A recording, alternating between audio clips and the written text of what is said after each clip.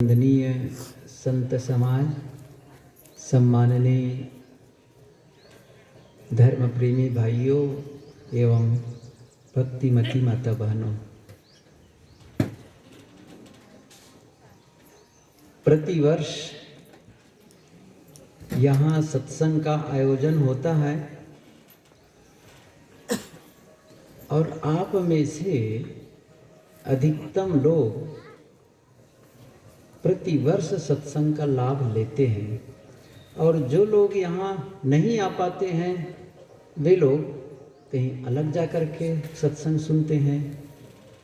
और आज तो समय ऐसा है,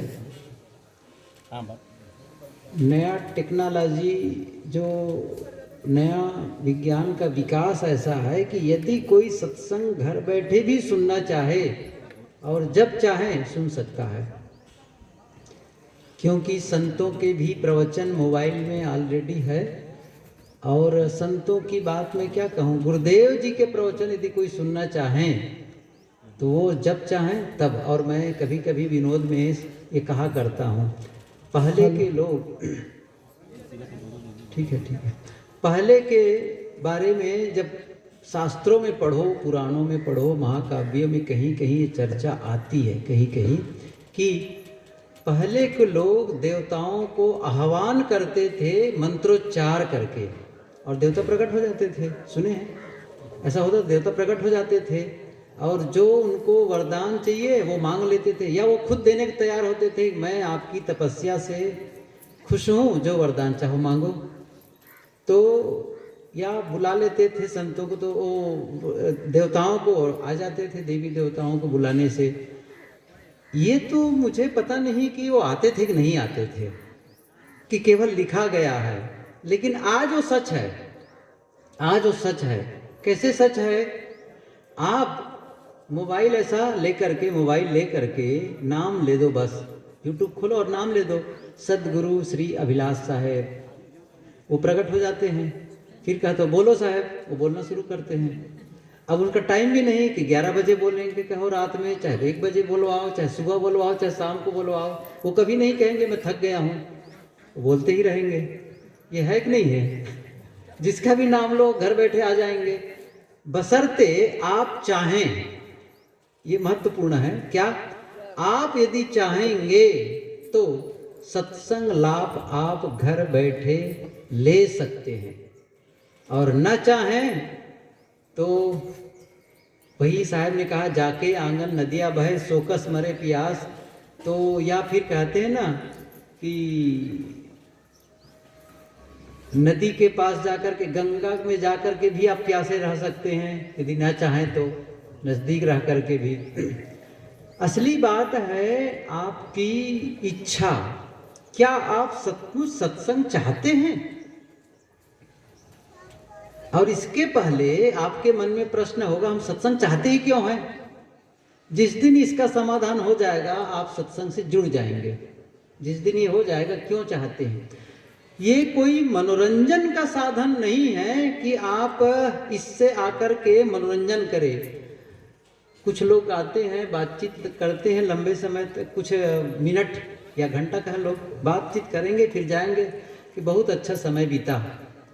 क्या कहते हैं? बहुत अच्छा समय बीता। इसका मतलब यहाँ समय बिताने आए थे, संतों से चर्चा क्यों करें? समय बीत नहीं रहा था, बैठे ठाले संत दिखे, चलो उनसे बकवास करें, बातचीत करें, इसलिए आए थे। बताइए, वो उसी प्रकार से है। एक आदमी के यहाँ एक संत गए और क्या कहते हैं, उस संत से कहा कि मैं बहुत गरीब आदमी हूँ। वो भगत जो एक सज्जन रहा उनके घर गए तो मैं बहुत गरीब आदमी हूँ। तो गरीब आदमी हो, बहुत झोपड़े में रहा करता था।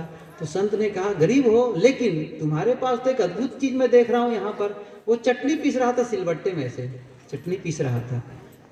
तो क्या हुआ, उन्हें क्या कहा, जो आप पत्थर लिए ना, पत्थर से आप चटनी पीस रहे हैं ना, वो जानते हो क्या? वो पारस मणि है।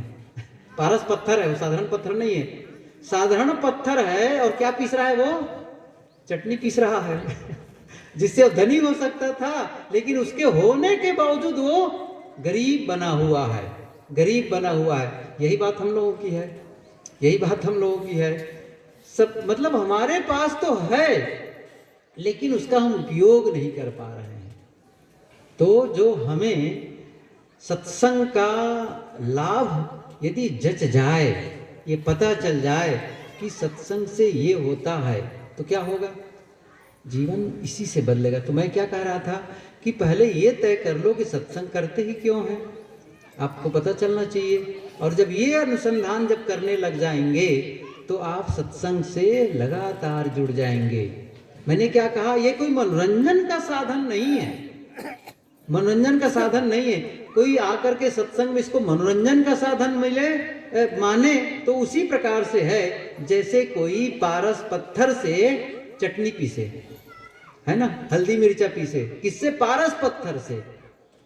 अब यही दशा है, सत्संग से तो वह ज्ञान प्राप्त कर सकते हो, वह ज्ञान जो ज्ञान ना आपके घर वाले बताएंगे, ना आपके रिश्तेदार बताएंगे, ना आपके गांव वाले बताएंगे, ना आपके टीचर्स। आपको टीचर्स बहुत से बैठे हैं, रिटायर्ड टीचर भी हैं, वैसे तो वर्तमान टीचर तो नहीं, लेकिन वर्तमान जो रिटायर्ड टीचर बैठे हुए हैं वे लोग कहेंगे टीचर भी नहीं बताएंगे। नहीं बताते हैं, मैं पूछ लो, अभी पूछ ले, नरक मिलेंगे तब। अब मैं तो पूछा हूँ, नहीं बताते हैं। क्यों? केवल सिलेबस कंप्लीट कराते हैं पढ़ाई में, क्योंकि उनका एक पढ़ाई का ढंग है, ये विषय पढ़ा दो, कोर्स कंप्लीट करना है, जल्दी जल्दी पढ़ाओ, तो कोर्स कंप्लीट कराते हैं। जीवन का पाठ कहाँ पढ़ाते हैं? जीवन का पाठ नहीं पढ़ाते हैं। क्या पढ़ाते हैं? स्कूल का पाठ, स्कूल का पाठ पढ़ाते हैं। क्यों पढ़ाते हैं? उनकी मजबूरी क्या है? स्कूल का पाठ इसलिए पढ़ाते हैं क्योंकि स्कूल की परीक्षा पास करनी है ना, स्कूल की परीक्षा पास करनी है। स्कूल की परीक्षा इसलिए पास करनी क्योंकि डिग्री मिलने वाली है, डिग्री मिलेगी तो नौकरी मिलेगी, और डिग्री नहीं रहेगी तो नौकरी नहीं मिलेगी, नौकरी मिलेगी तो धन मिलेगा। तो सोच वो गलत तो नहीं है, गलत नहीं है, लेकिन केवल आप शिक्षा का उद्देश्य रोजी रोटी कमाना ही मान लेंगे तो आप शिक्षा को समझ लीजिए आधा समझे, आधा लाभ हुआ, आधा हुआ ही नहीं है। केवल जीवन गुजर करना ही पर्याप्त नहीं है, आधा लाभ हुआ। वो पूरा लाभ कब होगा? जीवन गुजर के साथ साथ जीवन सुधार की भी शिक्षा हो, जीवन सुधार की भी शिक्षा हो। और वो कैसे? मैंने कहा ना कि केवल आप रोजी रोटी कमाने की ही शिक्षा न लें, क्या हो? जीवन जीने का ढंग भी सीखें, कैसे जीवन जीना है। आप अच्छी नौकरी पा करके, अच्छे पोस्ट पे जा करके आप ज्यादा धन पा सकते हैं, पेमेंट ज्यादा हो जाएगा, पैसा आने लग जाएगा, लेकिन जीवन जीने का ढंग नहीं होगा ना। वो पैसा जो आपके हित के लिए हो सकता था वो आपके अहित के लिए भी हो सकता है। दुरुपयोग करेंगे, अहित हो जाएगा, वो उसी से नुकसान करने लग जाएगा। इसलिए जीवन जीने का कायदा जानना बहुत जरूरी है। और वो कहाँ मिलेगा? सत्संग में मिलता है। इसके लिए कोई सामाजिक व्यवस्था नहीं है, सामाजिक व्यवस्था नहीं है। मैं यहाँ तो गांव के लोग बैठे हुए हैं, क्या गांव में ऐसी कोई व्यवस्था है गांव वालों की ओर से, या सामाजिक संगठन, जातीय संगठन इस प्रकार से होते हैं कि ये साहू समाज का संगठन, यादव समाज का संगठन, चंद्राकर का होता है ना साहू, ये अलग अलग संगठन होता है। क्या उन संगठन वालों में ऐसी कोई व्यवस्था रहती है? ऐसी व्यवस्था रहती है समाज सुधार के लिए कुछ करो, परिवार सुधार के लिए कुछ करो, व्यक्ति सुधार के लिए कुछ करो? नहीं है, नहीं है। किस लिए है? बस इतनी सी। कभी कभी बैठक क्यों करते हैं पता है? जब कोई परिवार का आदमी, समाज का आदमी कोई गलत कर ले, उनसे गलती हो जाए, तो उससे दंड लेने के लिए समाज के लोग इकट्ठे हो जाते हैं। सही है? दंड लेने के लिए समाज के लोग इकट्ठे हो जाएंगे। तुमने ये काम किया है, तुम विजाति के साथ शादी किए, दूसरी जाति को ले आए हो, या तुमने वो किया, ये गलती की है, तुम्हें दंड देना पड़ेगा। लेकिन दंड के नौबत ही ना आए, वो ऐसी गलती करे ही मत, इसके लिए शिक्षा दिए ही नहीं है। वो शिक्षा दिए नहीं है कि भाई वो गलती करो ही मत कि दंड का नौबत आए, दंड देने की जरूरत ना पड़े। तो सत्संग का काम वही है।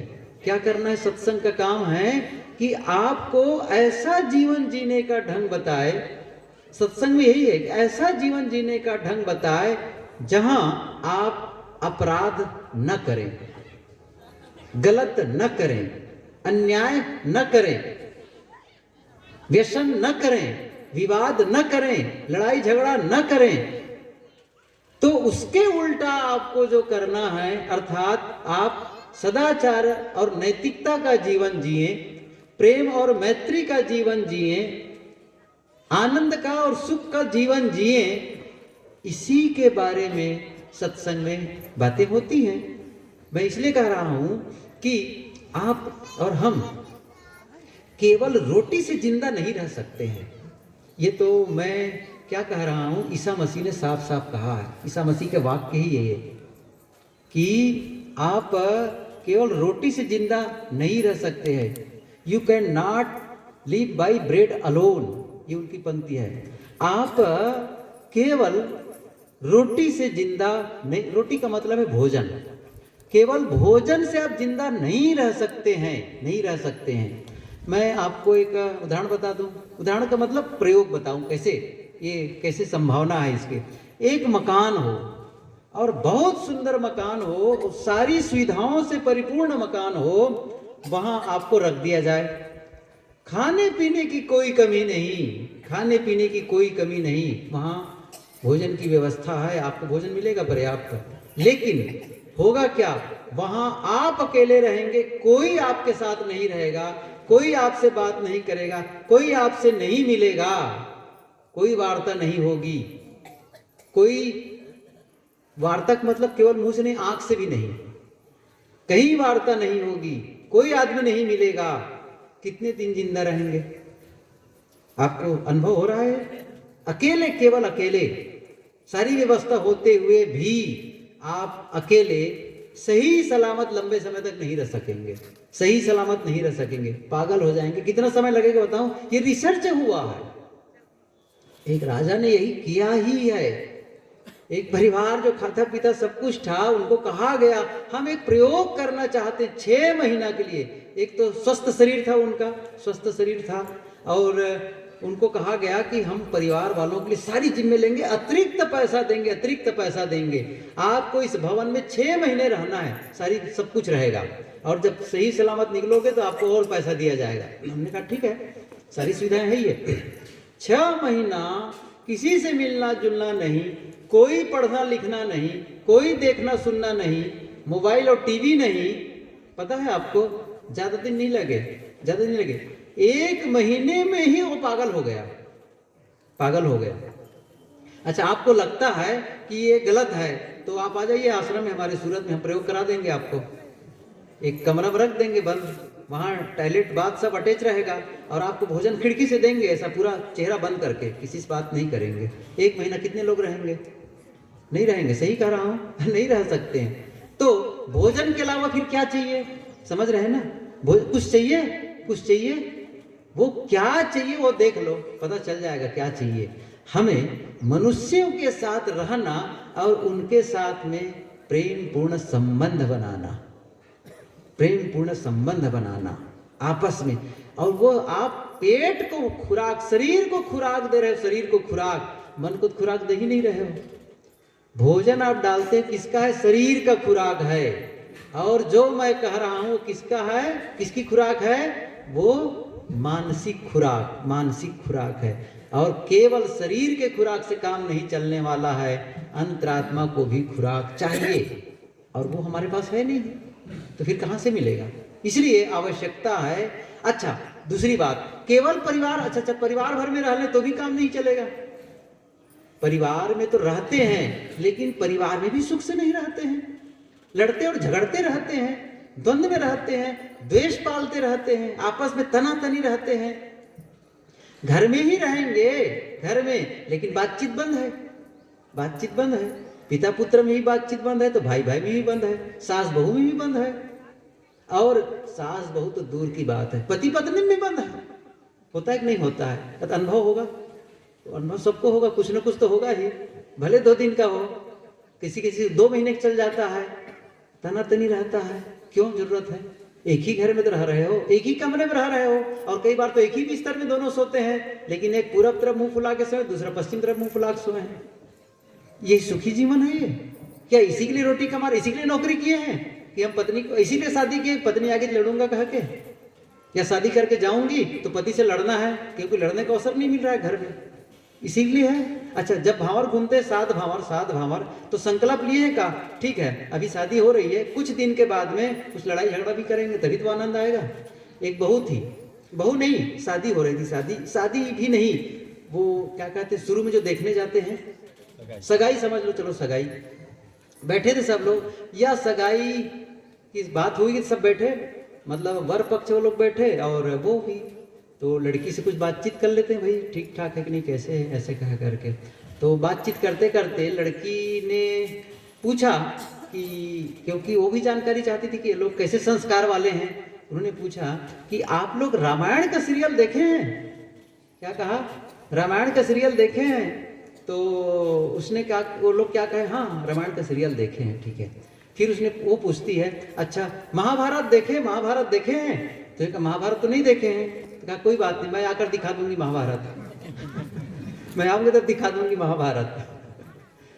मैं क्या कहना चाहता हूं कि आप इसलिए शादी नहीं की है कि आपस में लड़ें, कभी कभी लड़ाई हो जाती है, ये भी कोई वो नहीं है, असंभव नहीं है, लेकिन आप उस लड़ाई को बनाए रखें और उसको लेकर के मन में तनाव बना रहे, एक दूसरे को देखना ना चाहे, बातचीत बंद कर दें, ये मत करो। ये कहने का मतलब मेरा ये है, ये जब चीजें आप सीखेंगे, क्योंकि फिर से कह रहा हूं मैं, स्कूल में इसकी पढ़ाई नहीं होती है। मैंने कितने बच्चों से, और स्कूल के, मैं तो खुद पढ़ाई किया हूँ स्कूल में जाकर के, आप भी जानते हैं क्या पढ़ाई होती है। कभी इन बातों की पढ़ाई नहीं होती है कि जीवन कैसे कुछ टीचर्स होते हैं, कभी कभी, इसलिए मैं टीचर्स जब मिलते तो कहता हूं कि आप केवल स्कूल का पाठ मत पढ़ाओ, वो तो पढ़ाओ ही, लेकिन कुछ समय निकाल करके उसी टाइम में जो 40 मिनट का मिलता है, उसी में कभी सप्ताह भर में एक बार या 15 दिन में एक बार 10-5 मिनट निकाल करके बच्चों को जीवन का पाठ भी पढ़ाओ। कैसे जीना है, परिवार के साथ कैसे रहना है, सुख से कैसे जीना है, दूसरों के साथ कैसे व्यवहार करना है, ये भी कुछ शिक्षा दो, ये भी सदाचार और नैतिकता की भी शिक्षा दो। जीवन के पाठ को पढ़ाने वाले टीचर्स को बच्चे जीवन भर नहीं भूलते हैं। स्कूल के पाठ पढ़ाने वाले को बच्चे प्राय भूल जाते हैं, लेकिन जिस टीचर ने जीवन का पाठ पढ़ाया है उसे कभी नहीं भूलते, क्योंकि उसने हमको बताया है, ऐसा कहा, ऐसा करने के लिए कहा है। तो कहने का मतलब ये हुआ, सत्संग हमें जीवन जीने का कायदा सिखाता है। और जिस दिन ये समझने लगेंगे, सत्संग के लाभ को जिस दिन समझने लग जाएंगे, क्या सत्संग से अपने आप को अलग करेंगे। और मैंने बताया इसको, बहुत से लोग हैं जो हर साल आते हैं, लेकिन साल में एक बार आने से काम थोड़ी चलेगा, 6 महीने में एक बार आने से काम थोड़ी चलेगा। फिर आसपास सत्संग होता है वहां भी चले जाते हैं, कोई बात नहीं, रोज सत्संग। कबीर साहब की पंक्ति क्या है, नित खरसान लोहा गुण छूटे, नित की गोष्ठी माया मोह टूटे, नित। अच्छा, मैं अब इसको इस ढंग से बोल रहा हूं। घर में झाड़ू कितने साल में लगाते हैं? घर में झाड़ू आप महीने में एक बार लगाते हैं कि सप्ताह में एक बार? अब तो समझ में बात आ रही ना, कितना लगाते हैं? रोज। और रोज नहीं भैया, 2-2 बार कह लो ना, सही कहो ना। जो समझदार गृहिणी होती है, समझदार गृहिणी होती है ना, वो निश्चित रूप से 2 बार लगाती होंगी। और उनके लिए मैं क्या कहूँ, जो सप्ताह में एक बार लगाए ऐसी भी होती है, कमाल है। मतलब पढ़ी लिखी है, पढ़ लिख करके आई है, झाड़ू नहीं लगाना चाहेंगी। भोजन बनाने में उनको आलस लगता है। अब उनको, इसका मतलब क्या है, उनको सही संस्कार नहीं मिले, सही शिक्षा नहीं मिली। यही तो हुआ है ना। एक शादी हुई तो नई बहू आई, पढ़ी लिखी। अब वो क्या हुआ, अब सुबह जल्दी उठ करके घर की सफाई करनी चाहिए, कोई ज्यादा थे नहीं वहां, सास उनकी थी, बहू बेटे थे, तो अब झाड़ू लगाना चाहिए बहू को आकर निकल करके। देर तक सोती थी, देर तक।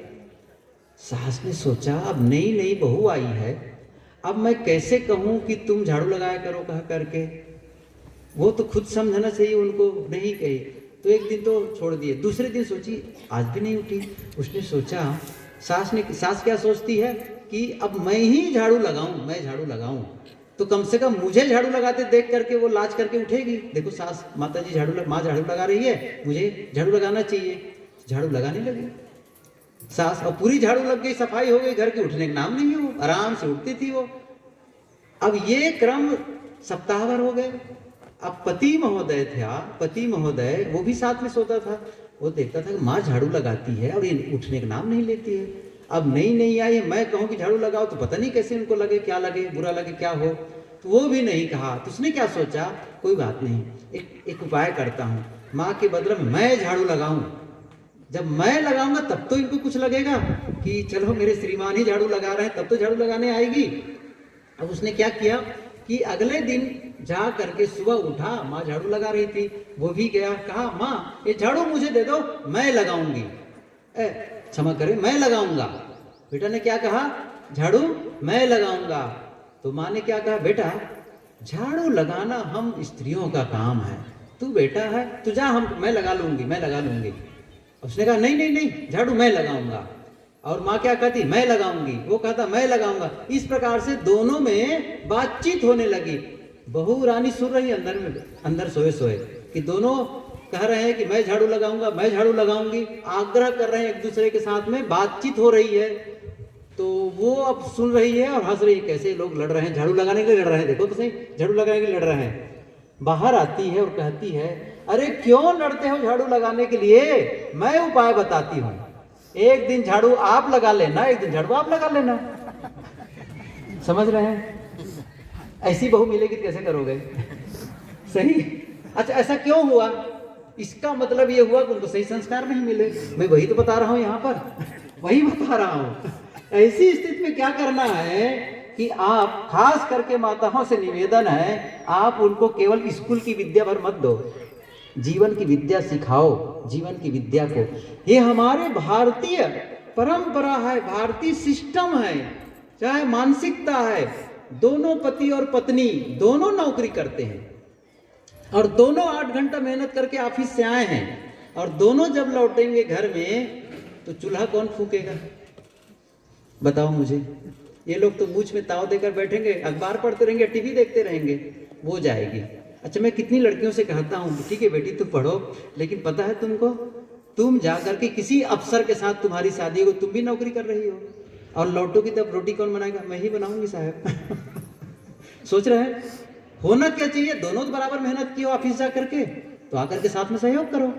कुछ लोग करते भी हैं, मैंने जाना है, मैंने देखा है कि एक बार राजस्थान में था, उधर अंता में, तो सुबह सुबह हम लोग को जाना था, तो श्रीमान मास्टर थे, मास्टर, और श्रीमती पता नहीं स्वास्थ्य जैसा भी रहा होगा, उनका मामला रहा होगा, भाई नहीं बनाना है भोजन, ऐसा रहा। वो सुबह उठ करके हनुमान चालीसा का पाठ भी करता था, आटा गूंथता था, वो करता था, रोटी भोजन सब बना दी हम लोगों के लिए।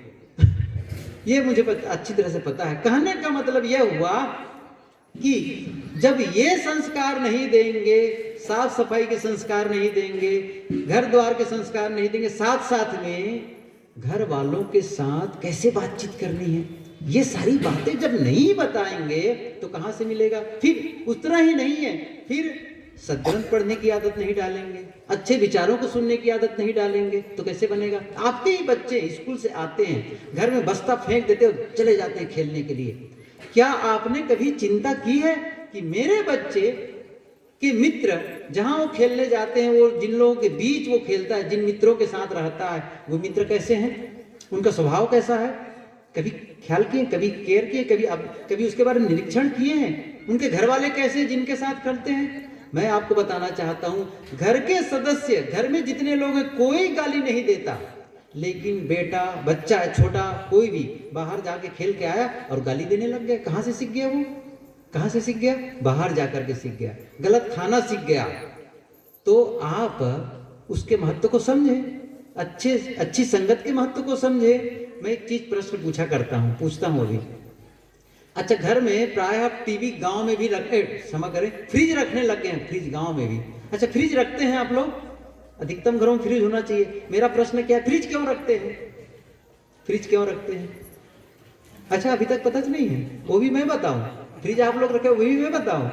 फ्रिज क्यों रखते हैं? बस इसी के लिए कि सामान खराब ना हो। अब समझ में आ गया ना? ये उत्तर देना कोई पूछे तो। फ्रिज क्यों रखते हैं? ताकि सामान खराब ना हो। मेरा एक प्रश्न है, अच्छा घर में फ्रिज इसलिए रखें कि सामान खराब ना हो, और बच्चे खराब ना हो इसके लिए कौन से मशीन लगाए हो? आपका जीवन खराब ना हो इसके लिए कौन से मशीन लगाए हो? कोई लगाए हैं? वो बताना, उसकी मार्केटिंग हो जाएगी। यहाँ कोई लगाया है? कोई नहीं, कोई मशीन नहीं है, लेकिन चिंता नहीं है। अच्छा, बच्चे के लिए आप क्या करते हैं? उनके कपड़े की व्यवस्था करते हैं, भोजन की व्यवस्था करते हैं, करते नहीं करते हैं? उनकी पढ़ाई की व्यवस्था करते हैं, पुस्तक कापी फीस सब कुछ की व्यवस्था करते हैं। इतना ही नहीं है, उसके बाद में उसकी नौकरी चाकरी की व्यवस्था, उसके मकान की व्यवस्था कर देते हैं, उनकी शादी बर ब्याह की व्यवस्था कर देते हैं। ये सारी व्यवस्था की जिम्मेदारी आपकी है। मेरा एक प्रश्न है, इतनी जिम्मेदारी आप लिए हैं और स्वीकारते हैं, करते हैं, क्या आपने अपने बच्चों के लिए अच्छे मित्र मिले इसकी जिम्मेदारी लिए हैं? कितने लोग लिए हैं? मेरे बेटे मेरे बेटी के जो मित्र हों वो अच्छे हों, इस जिम्मेदारी को कौन निभाएगा? बेटा निभाएगा। क्या तरीका है? आप इसको ध्यान में रखें। ये तभी तो संस्कार देना हुआ, तभी तो सही लाइन में उसको ट्रैक में चलाना हो गया। छोड़ दिए, स्कूल वाले भी छोड़ दिए, आप भी छोड़ दिए। सही चीज सत्संग में आकर के आप इन्हीं सब चीजों को सीखेंगे, इन्हीं सब चीजों को सीखेंगे। क्या कि हम ऐसा जीवन जिए कि हमारे जीवन में सुख और शांति का अनुभव हो, परिवार में सुख और शांति का वातावरण बने, समाज एक सुंदर समाज की रचना हो।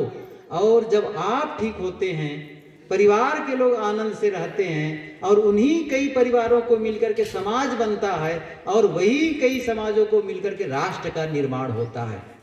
यदि हम राष्ट्र के सहयोग के लिए, समाज के और परिवार के सहयोग के लिए कुछ कर सकते हैं तो क्या है, हम अच्छा जीवन जिए और दूसरों को भी अच्छा जीवन जीने में सहयोग दें।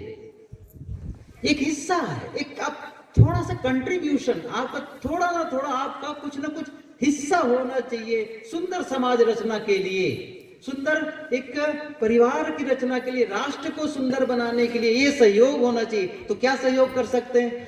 सभी के सभी प्रधानमंत्री नहीं बन सकते, सभी राष्ट्रपति और मिनिस्टर नहीं बन सकते हैं, जहां है वहीं से कर सकते हैं। वो सबसे बड़ी सेवा क्या है? गुरुदेव जी कहा करते थे, समाज नाम की कोई चीज होती नहीं है।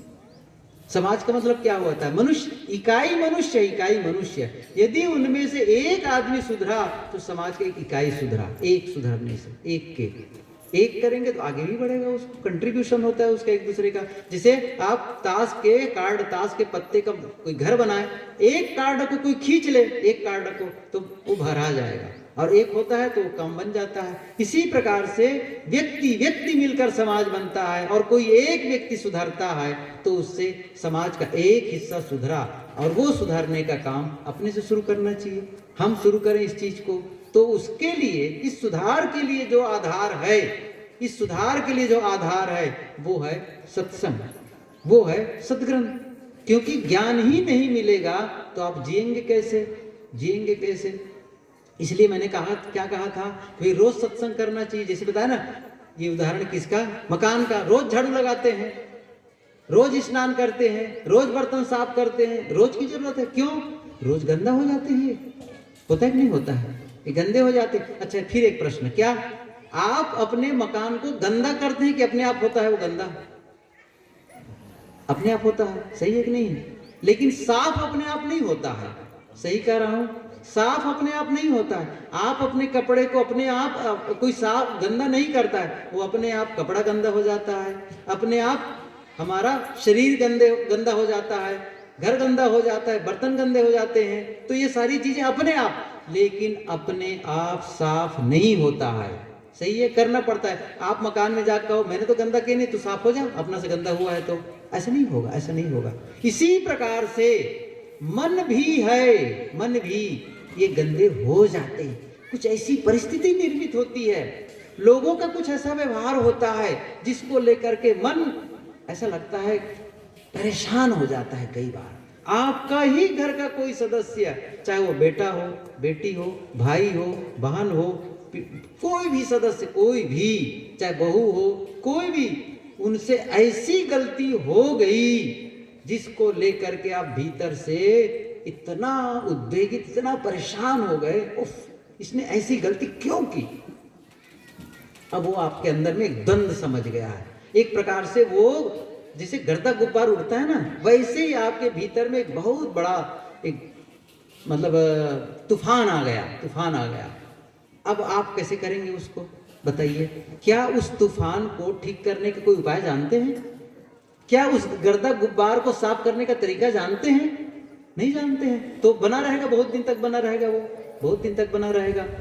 करना क्या है, यदि आए किसी की गलती आपकी हर बार नहीं होती है, हर बार हमारी गलती नहीं होती, दूसरे की भी होती है, और उसका व्यवहार हमारे ऊपर प्रभावित करता है, समाज में तो एक दूसरे प्रभावित करेंगे। लेकिन क्या दूसरे की गलती को लेकर के भी हम अपने आप को अशांत बनाए रखें?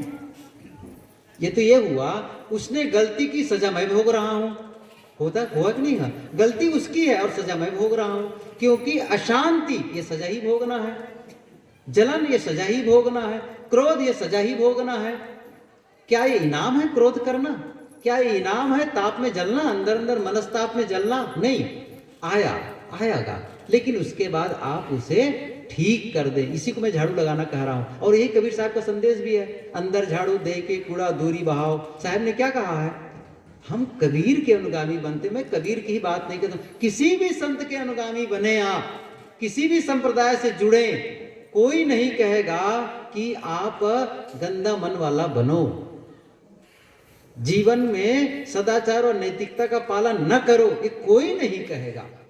जैसे आप घर को स्वच्छ रखते हैं, जैसे आप कपड़े को स्वच्छ रखते हैं, जैसे आप शरीर को स्वच्छ रखते हैं, उसी प्रकार से आप अपने अंतस को भी स्वच्छ रखें, वहीं जीना। देखो, घर छोड़कर कई आप लोग घर छोड़ के यहां तक आ गए हैं, क्या अपने आप को छोड़कर आए हैं? क्या आप अपने मन को छोड़कर आए हैं? आप कहां रहते हैं, किन लोगों के साथ रहते हैं, ये बहुत महत्व का नहीं है। सबसे ज्यादा जो महत्वपूर्ण है, आप महसूस क्या करते हैं, महसूस क्या करते हैं। हम लोग के आश्रम में कोई जाए, कहीं भी, यही देखो बड़ा सा मकान, सूरत आए, इलाहाबाद आए, कहीं भी आश्रम में हम जाएं तो कोई देखेगा बहुत बड़ा आश्रम है तो बड़ा, तो बड़ा है तो क्या हो गया हमको, अरे भाई उस बड़ा है, कई कमरे हैं, तो कई कमरे में से क्या मतलब है, एक कमरा मिलेगा ना, उसमें एक जगह आप रह लेंगे। लेकिन कोई कहे कि यहाँ बड़े मकान में मैं रहता हूँ, बड़े आश्रम में रहता हूँ, बड़ा आश्रम का महत्व तब है जब मेरा मन भी अच्छा हो, लेकिन मैं अंदर अंदर में द्वेष और नफरत से जल रहा हूँ, तो बड़ा मकान क्या करेगा, बड़ा मकान क्या करेगा। और बहुत से लोगों के बीच रहा हूं, अच्छे लोगों के बीच रह रहा हूं, लेकिन अंदर से मैं पीड़ित हूं, तो फिर बहुत से लोग, अच्छे लोगों से क्या फायदा होगा। महसूस, अंदर क्या महसूस कर रहे हैं आप? यदि आप प्रसन्नता महसूस कर रहे हैं, आनंद महसूस कर रहे हैं, सबके प्रति प्रेम और मैत्री महसूस कर रहे हैं, तो आप मस्त हैं, कहीं भी रहे मस्त हैं। तो मैं कह रहा था, आप महसूस तो कहीं भी करते हैं, वो साथ लेके चलते हैं अपने आप को, पूरा स्ट्रक्चर जाता है साथ में, अर्थात आपका चित्त, आपका मन, आपकी पूरे अंतःकरण जाता है साथ साथ में, उसको छोड़ के नहीं जा सकते। और वो जो अंदर महसूस कर रहे हैं ना, यही तो आपका असली जीवन है। इसलिए कहीं भी रहे, बढ़िया से बढ़िया जगह जाकर के भी आप जल रहे हैं, तो क्या मतलब निकलता है। तो कहने का मतलब ये हुआ कि हम सभी कैसा जीवन जिए, सुखी जीवन, शांत जीवन, प्रेमपूर्ण जीवन जिए। तो हमें क्या करना है, इसके लिए जो आधार मैंने बताया, सत्संग, यही है झाड़ू लगाने का तरीका, कि आप अच्छे विचारों के माध्यम से, अच्छे विचारों के माध्यम से आप उसकी सफाई कर सकते हैं, सफाई कर सकते हैं। जैसे गंदगी रहती है तो आप पानी डाल देते हैं, झाड़ू लगाते हैं, साफ हो जाता है। इसी प्रकार से यदि किसी के द्वारा मेरे भीतर कचरा आया, किसी ने मुझे सुनाकर कहा, किसी ने बता दिया कि आपके बारे में अमुक ऐसे ऐसा कह रहा था, आपके बारे में वो गलत कह रहा था, अब पता नहीं कितना गलत कहा, वो सुने और हमारा मन उनके विषय में बहुत ही खराब महसूस करने लग गया। उसने मुझे ऐसा क्यों कह दिया, मैंने तो कभी वैसा किया नहीं था। ये अब द्वंद्व मच गया है। हमारा काम क्या है वो जो विचार आया है उसे समाधान के रूप में ले जाएं, उसे खत्म करने के प्रयास करने लग जाएं। तो क्या करना है, जैसे सुबह शाम घर में झाड़ू लगाते हैं, ऐसे ही सुबह शाम आपको बैठना चाहिए। मैं कह रहा हूँ सुबह शाम न भी बैठ पाओ, कुछ देर तो सत्संग सुन लो। तो जब आप सुनेंगे उन विचारों को तो कम से कम उसमें राहत महसूस करेंगे, राहत महसूस करेंगे, और धीरे धीरे आप शक्ति बढ़ती चली जाएगी। तो आप जल्दी से उस द्वंद से बाहर आ पाएंगे, द्वंद से बाहर आ पाएंगे। नहीं तो वह द्वंद, वह परेशानी, वह अंदर का जो द्वेषपना है या जो भी है वो महीनों रह जाएगा, महीनों। और नहीं यदि प्रयास किए तो वर्षों रह सकता है, वर्षों रह सकता है, और वो आपको भीतर भीतर दुखी और अशांत करता चला जाएगा। तो यही सत्संग एक ऐसा माध्यम है जो हमें हर तरीके से सुखी जीवन जीने का तरीका बताता है। और उससे आप, मैंने कहा ना, कभी कभी सत्संग करने से काम नहीं चलेगा, आपको रोज, और मैंने माध्यम बताया, आप पुस्तक घर में रखते हैं या रख सकते हैं, रोज प्रवचन आप टीवी के माध्यम से या फिर मोबाइल के माध्यम से सुन सकते हैं। तो माध्यम तो बहुत है, साधन बहुत है, उपयोग करने की जरूरत है। और किस लिए? आपके लिए, अपने लिए। मुझे अच्छा जीवन जीना है, मुझे सुखी जीवन जीना है, इसके लिए बहुत जरूरी है कि मैं सत्संग का आधार लूं, सद्ग्रंथ का आधार लूं। क्यों? वो ज्ञान के खजाना है, ज्ञान मिलता है उससे, विचार मिलते हैं, अच्छे विचार मिलते हैं, और वो हमारी मानसिक खुराक है, अच्छे विचार। वो अच्छे विचार वही है झाड़ू, वही साफ करेगा अच्छे विचार। जो गलत विचार आ गए हैं उसको, ये काम कोई भी समझ, झाड़ू के महत्व को हम समझते हैं, विचारों के महत्व को नहीं समझते हैं, नहीं समझते। जिस दिन आप अच्छे विचारों के महत्व को समझेंगे ना, आप उसको लाने के लिए सोचे, कहीं ना कहीं आप पढ़ने के लिए बहाना बनाएंगे, सुनने के लिए बहाना बनाएंगे, नहीं चाहिए ही मुझे, चाहिए ही चाहिए। और इसके यदि नहीं समझेंगे तो बीत जाएगा वर्ष, महीनों महीनों बीत जाएगा, पुस्तक को कभी पलट के नहीं देखेंगे, सत्संग में कभी भी सुनने का अवसर नहीं मिलेगा। तो फिर ये जीवन नुकसानदायक हो जाएगा फिर आपके लिए। काफ़ी देर से मैं बोल रहा हूँ, बहुत देर से बोल रहा हूँ। साहेब जी हमारे बीच विराजमान हैं, आपके विचार हम सब सुनना है। मैं अपनी वाणी को विराम देता हूँ और साहेब जी से निवेदन है